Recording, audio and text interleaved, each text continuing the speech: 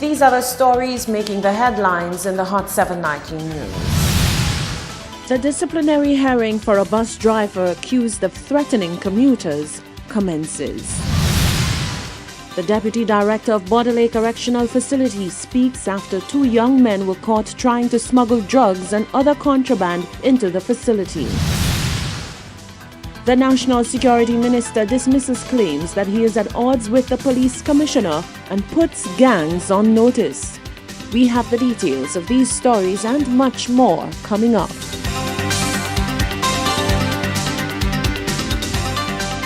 This is the Hot 7 Nightly News with Lovely and Amy Joseph.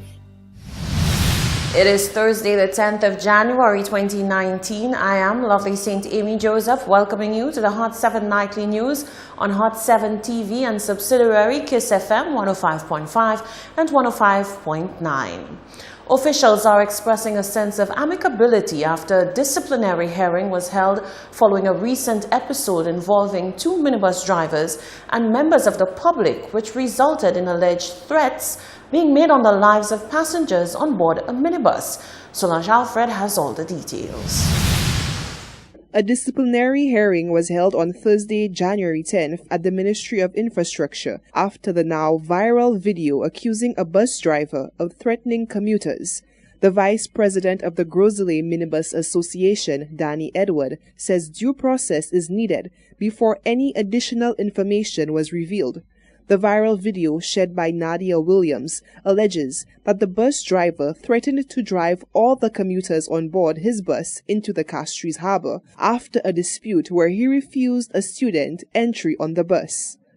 Yeah, well, right now it's still at a stage where both parties have to meet. It's in a developing stage, so there's nothing much we could say on that because it's still in the due process. It's still going on. It's a cordial meeting. Everybody was well disciplined. Everybody went okay, and so that's as much I could say on this meeting. So no comments on the incident? No, I can't comment on the incident because we are allowing due process. So that is what I could say right now on this meeting. President of the Gros Islet Minibus Association, Claudius Joseph, gave insight into the course of action that governs disciplinary action when reports such as these are made against bus drivers. Whenever an incident happens, the complainant makes a report to our office. We have a structure. We have a disciplinary committee. We have an appeals committee. And then at the top you have the executive. The process is the person makes the complaint to the disciplinary committee. Our disciplinary committee meets with the details. Our disciplinary committee meets every Tuesday, and the person who makes the complaint is written to, and they are told when the meeting will be held. Both the complainant and the defendant are invited to the meeting they are allowed to bring people to represent them if they choose. It could be a lawyer, it could be anybody. And based on that, that's how we do our business at the Gros Islet Association. If they do not agree with the decision of the disciplinary committee, they write to the complaints, to the appeals committee. The complaints committee takes it up. It's made up of three people. And if they do not agree with the decision of the complaints committee, it goes to the entire executive. So we have a very solid structure in place to deal with this. Joseph noted that in the past, disciplinary action has been taken against minibus drivers, including suspension, banning, and fining drivers. Reporting for Hot 7 News, I am Solange Alfred. Thank you, Solange. The Deputy Director of the Border Lake Correctional Facility is speaking out after 2 men were caught trying to smuggle drugs and other contraband into the facility. He says security remains tight and dismisses claims of an internal contraband smuggling ring. On Monday afternoon, police responded to the Border Lake Correctional Facility to take into custody 2 men who were nabbed trying to smuggle drugs and other contraband into the prison. The men came to the facility as air-conditioned technicians. The contraband was found inside their vehicle. Deputy Director of the Border Lake Correctional Facility, Leonard Terrence, was tight-lipped on what is an ongoing investigation into the matter. What I can tell you is that 2 individuals, 2 young men, were apprehended trying to smuggle contraband to the facility. They were spotted by our officers who did the thorough check on these two young men, and the police were called in, and the two young persons were taken to the Genry police station where they were charged. Terrence says measures are in place to clamp down on such activities at the facility. Back in December, another attempt at smuggling contraband into the prison was foiled. The deputy director says his staff are maintaining their vigilance. Well, what we have is thorough surveillance of the facility and ensuring that we do our due diligence and the checks that we get.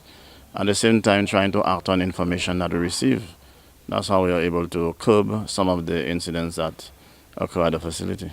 He dismissed any notion that these incidents are connected to an internal drug smuggling ring. The two individuals were arrested yesterday, and the other one who was arrested on the 15th of December. None of them are affiliated to the facility. They were individuals who, upon their own accord, decided to try to smuggle drugs to the facility, and they were apprehended accordingly. The two men who were arrested trying to smuggle contraband into the Bodley Correctional Facility on Monday are residents of Marigot. The National Youth Council president is calling the troubled youth of the nation their own worst enemies. The constant rise in crime among the youth, he says, as well as the insatiable appetite for quick and easy wealth only serves to lessen their chances at a bright and successful future. Rochelle Gonzalez reports. A message is being sent out to the nation's youth by the youth themselves, asking that they put in the work needed to make honest and successful lives for themselves. The president of the St. Lucia National Youth Council, Jeshurun Andrew, said the get-rich-quick mentality of young people is detrimental in many ways. He said whilst he understands that most troubled youth come from disadvantaged families, this hurdle is one that can be conquered. Many of them have found themselves attaching themselves to bad influence, and those persons would have directed them or would have guided them into activities which may not be legal. And we see certain trends that a few young persons of late, they're rather the quicker, the faster way out, or what seems to be flashy. And as a youth council, we need to encourage many of those young persons to realize that nothing good comes easy. We need to take our time to develop ourselves personally, professionally, and seek the best way, to grow our capacity to achieve what we would like to achieve for ourselves. Andrew said although there are few businesses who reach out to help and employ young people, said young people need to work on helping themselves as well. As young people, we need to remember that we ourselves contribute to the youth environment or the youth image that, the older employer might have. And so the onus is on us as young people to basically work towards redefining the youth image and showing that we are capable. Yes, we know ourselves that we are capable, but it is the onus is on us to let the employers and persons know that we are indeed. Andrew said he believes there are measures that can be put in place to help guide young people towards the right paths in life. My encouragement to the young person of today is to basically try to sit and decide for yourself what is it you're passionate about, what are you interested in, and seek or basically reach out to the agencies that can assist in your development in that specific area, and try to see how you can develop yourself and encourage those around you to do the same, because we know that there is that domino, there is that ripple effect that young people can have on each other, that positive peer-to-peer effect on one another. Recent findings from the Royal St. Lucia Police Force reveal that the majority of crime committed on island are perpetrated by young persons, particularly young men. Reporting for Hot 7 News, I'm Rochelle Gonzalez. Gangs of St. Lucia are being put on notice as the island's National Security Minister reveals planned talks with respective agencies. Senator Herman Gill Francis says these agencies within his ministry will be meeting to forge a plan to dismantle local gangs. The island's National Security Minister, Herman Gill Francis, is currently in talks to breathe new life into a piece of controversial legislation which was implemented in 2014. With the island recovering from a sharp increase in violent crime towards the end of last year, Francis said his ministry has placed fresh eyes on the Anti-Gang Act. Is to review it and see how we can make it a little more stringent and a little more feasible for police officers to use it. Again, that topic is on the list for the conference, and I'm going to be listening very carefully as to what are the suggestions coming out of the conference to deal with the gangs. In the initial stages of the act, it was vehemently opposed by the then opposition United Workers' Party, who deemed the legislation to be a form of entrapment for young men who are simply hanging out with peers. However, Francis indicated that the legislation allows for necessary actions to be taken by police. The police have to be aggressive. If you notice for the Christmas season, there are a lot of boots on the ground, and it worked. But to be able to sustain it is another thing. The majority of the officers were called off on leave. Francis said he is going to work with Commissioner of Police Severin Mosheri to ensure that they can keep up the good momentum of the force, whether they are at full capacity or not. The St. Lucia Anti-Gang Act defines a gang as a group, however organized, that A is composed of 3 or more persons in or outside of St. Lucia, and B has as one of its main purposes or main activities the facilitation of a criminal offense or the commission of a criminal offense. Reporting for Hot 7 News, I am Rochelle Gonzalez.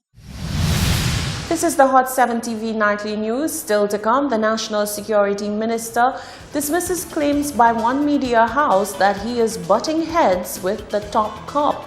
Efforts are on stream to enable a turnaround in the number of cases of diabetes on island. And the HPV vaccine will soon be added to the list of vaccines for grade 6 students.